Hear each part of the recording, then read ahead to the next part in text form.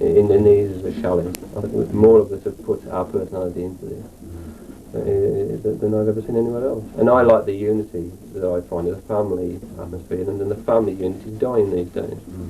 People are going away from a close-knit family, and that breaks up abilities to do things, you know. The homes get sort of divided. But here, there's a very family community. Everybody is interested in everybody else and is prepared to help everyone else, which you don't get on a estate or in a block of flats. They're mixing the way it was long ago when there were villages and extended families.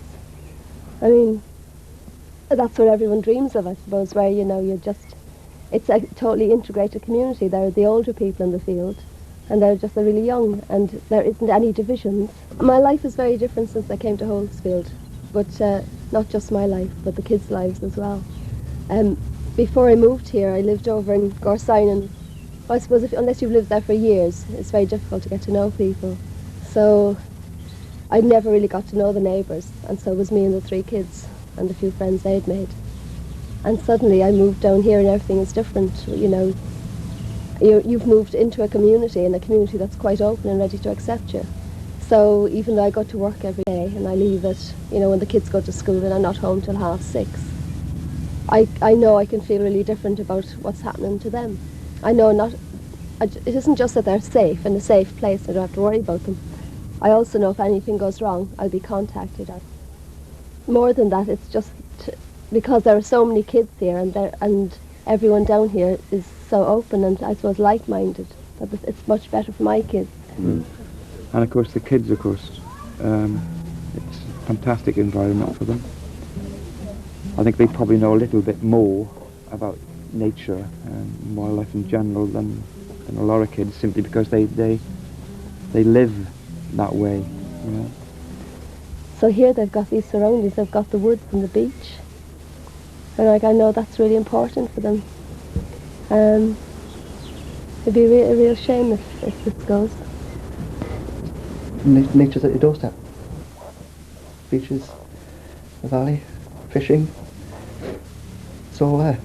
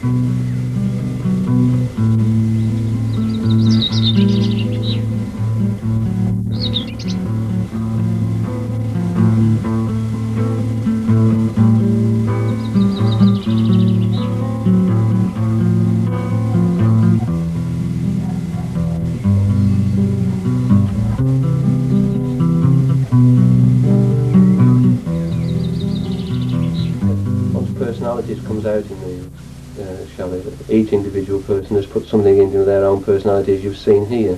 This is what I put into, because I love plants, I love, you know, things like that. So I put that into this, you know, which I don't think I could do in a sort of stone, brick-built home, you know, or modern sort of furniture. It wouldn't suit me. And of all the ones on here, they've all got personalities. The house has got personality as well as the person in it. And this area could easily disappear, and we would lose such a lot. I mean, we all contribute in one way or another, in perhaps an artistic way, to a family unity, you know, unit within Swansea.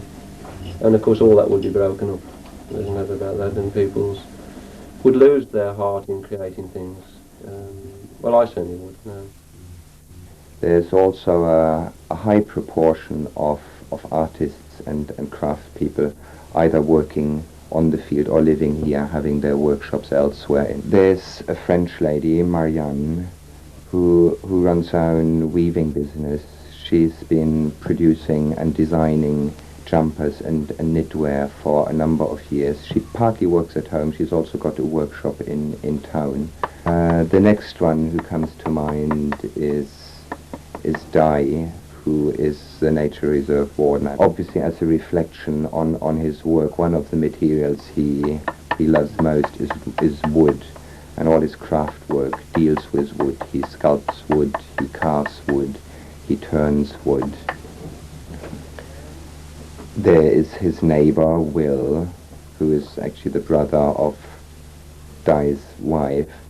Will works as a freelance sculptor and has recently been involved, and I think is involved just at the moment again in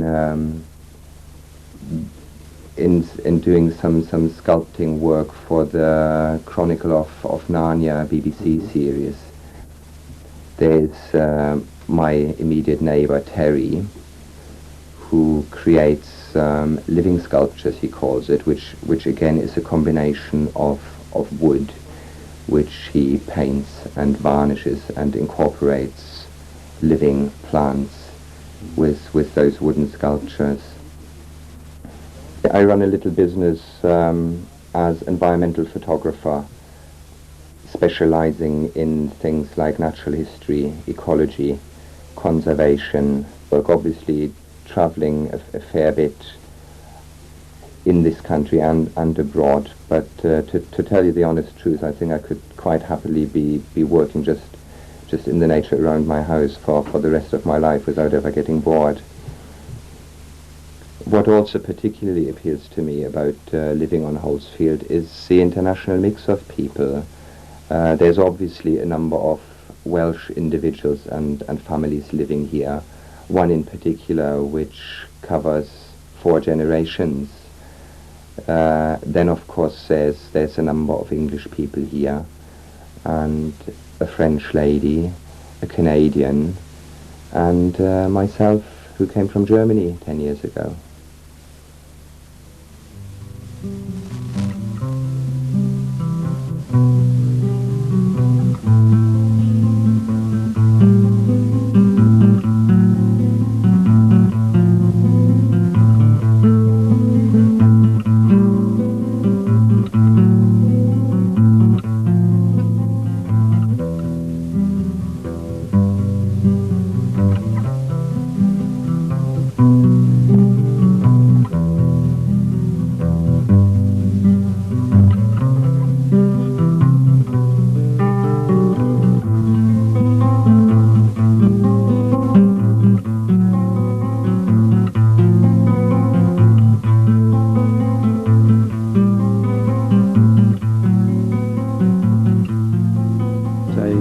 This place about in 1971, and I think in 1975 Caswell Valley, or Bishop's Wood as it's known now, was made into a nature reserve run by Swansea City Council.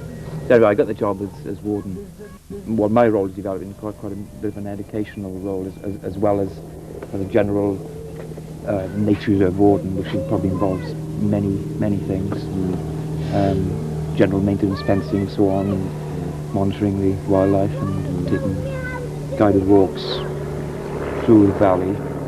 Many of the walks actually bring people through Holtsfield, because I think it's a fine example of how the interrelationship between almost, if you like, a small urban area on the edges of a nature reserve, of a woodland, and how Holtsfield and its inhabitants, residents, tend to mix with the wood and use the wood itself. I mean, the council sort of term us as, well, one of the things they call us, not call us, but call Holtsfield is low impact housing, which is quite a nice term. Now, I wasn't quite sure what it meant, first of all.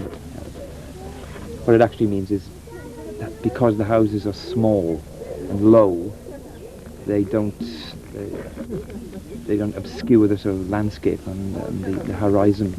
But I think we're low impact in several ways, in as much that we don't consume as much as, say, as as people in end town would consume. I find it quite fascinating that so many people can live in such a small area and yet be content with their lot. Yeah. We bought this land about 5 years ago with the intention of planting up the bank, the top there. We planted many oak, beech, and the intention was to grow enough trees to supply myself with wood turning material, wood, and fuel, of course, as well. But it is a very long-term project. And this land also forms a corridor between the nature reserve and Holtsfield, a natural corridor. And there are badgers and foxes, rabbits, squirrels, and quite often you see them going through, and birds, of course, many birds, different types, especially this time of year.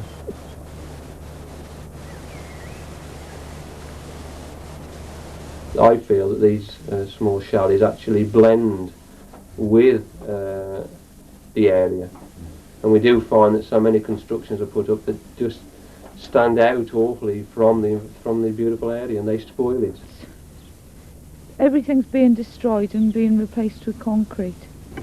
This shouldn't be destroyed. It's part of Wales, and it should be protected. It's marvellous. It's marvellous living here. It's a thriving, living, changing community now. It's just wonderful to live here. It's a future for not just our own children, but for future children and future generations to come down and visit how Wales should look.